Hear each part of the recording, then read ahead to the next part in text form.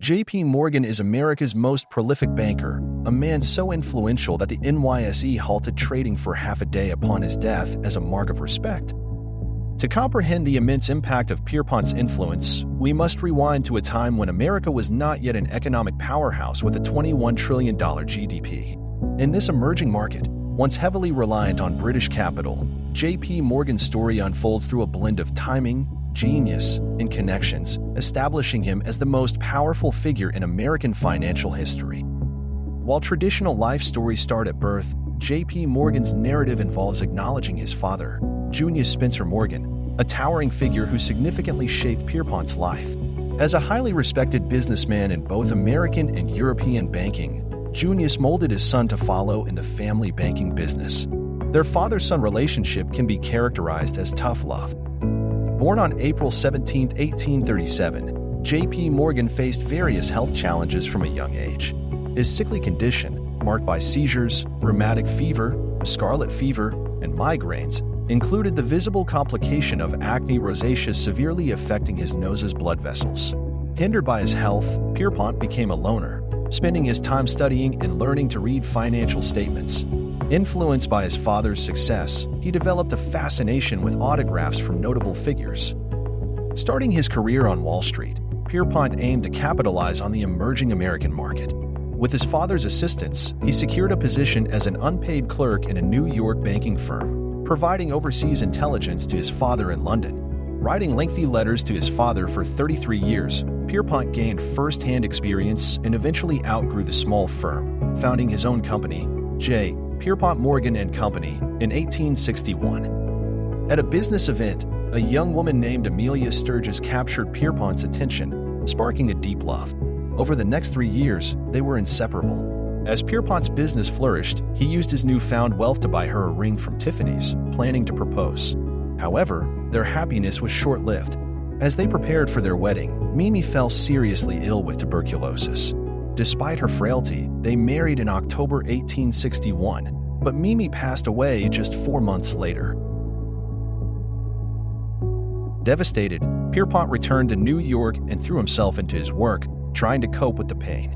With long days and strict discipline, he spent the next 2 years focused on building his reputation as a trustworthy American banker. During the North-South American conflict, Morgan found a way to profit by trading Union bonds, capitalizing on the bond prices fluctuating based on battle outcomes. He also engaged in the Hall Carbine affair, where he lent $20,000 to a lawyer named Simon Stevens. Stevens bought antiquated rifles from the Union Army, upgraded them, and sold them back at a higher price. The plan succeeded, earning Morgan profits but drawing criticism as a congressional committee labeled those involved as worse than traitors. One Sunday, Morgan met Frances Louisa Tracy, nicknamed Fanny. Although not initially interested, Fanny eventually became involved with Morgan, and they married on May 31, 1865. Fanny gave birth to their first daughter, Louisa, followed by their first son, J.P. Morgan Jr., 2 years later. During the Gilded Age, America witnessed a surge in population and income.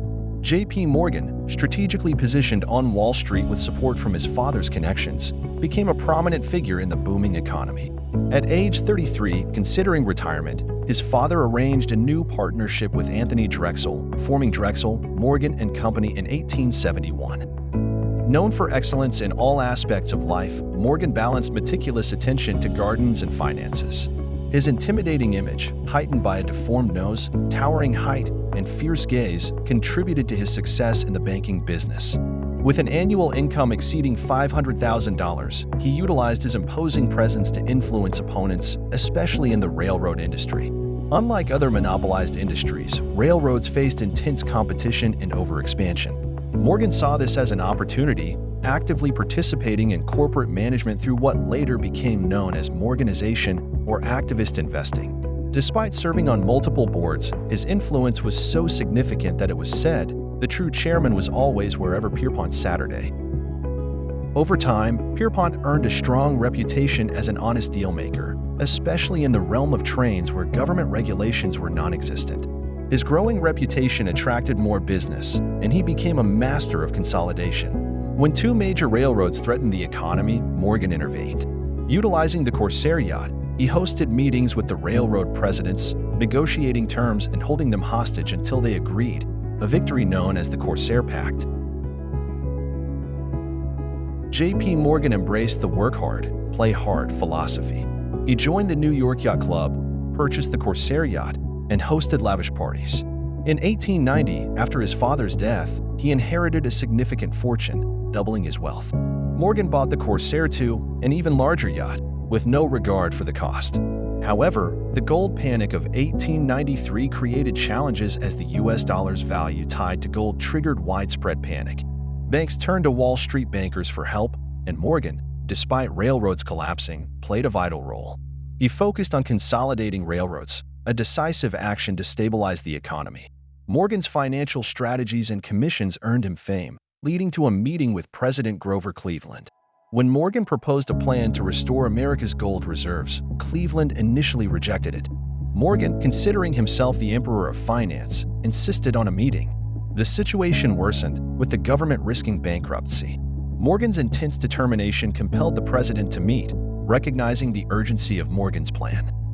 The morning after arriving, Morgan met with the president and his cabinet. Initially resistant, they became receptive when the treasurer reported dwindling reserves. Morgan seized the opportunity, revealing a looming $12 million threat that could cripple the U.S. government by 3 o'clock that afternoon. President Cleveland turned to Morgan for a solution. Morgan proposed a syndicate of U.S. and European investors to inject gold into the government's reserves. Utilizing an outdated loophole, Morgan's plan bypassed Congress, and Cleveland, despite negative publicity, signed the contract. Within minutes, the private sale of government gold bonds was completed, averting disaster and restoring faith in the American economy. While Morgan's intervention saved the country, questions arose about his motives as he earned a significant commission. Morgan's influence sparked concerns about one man holding immense power. In 1901, he acquired Andrew Carnegie's business for $480 million, forming the United States Steel Corporation, the world's first billion-dollar company. Morgan's consolidation extended to railroad control through Northern Securities, leading people to speculate that he owned the United States. President Theodore Roosevelt initiated investigations against Morgan's companies. Northern Securities faced legal action, and despite Morgan's appeal, it was broken up in 1904. Morgan's clash with Roosevelt continued, but when a financial crisis hit in 1907, Roosevelt recognized Morgan's talent for stabilizing economies. The president set aside differences, seeking Morgan's aid. Morgan orchestrated a meeting with major bankers in his private library, devising plans to prevent a depression. The crisis was averted with government funds and Rockefeller's offer, showcasing Morgan's strategic prowess in crisis management. Early in the morning, leaders of major banks reached a resolution with Morgan's help, averting another crisis. J.P. Morgan was hailed a hero. Despite semi-retirement and being in his mid-70s, Morgan faced opposition for his unprecedented influence. In 1912, he appeared before the Pujo Committee investigating financial power. Although not found guilty, the committee's findings led to the Federal Reserve and income taxes. Despite aiding the country in economic crises, Morgan battled his own mental depression. Suffering nervous breakdowns, he grew anxious with increasing wealth. Facing criticism and negative portrayals, Morgan lived excessively, consuming large amounts of sherry, port, and cigars. He endured personal struggles, trying to secure his legacy as a successful financier.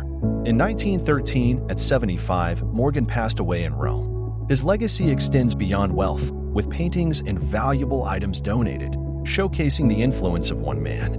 Morgan's life teaches lessons about influence and power, recognized even by rivals like President Roosevelt, who praised Morgan's sincerity and truthfulness. Thanks for watching the video. Do not forget to like the video and please subscribe to our channel.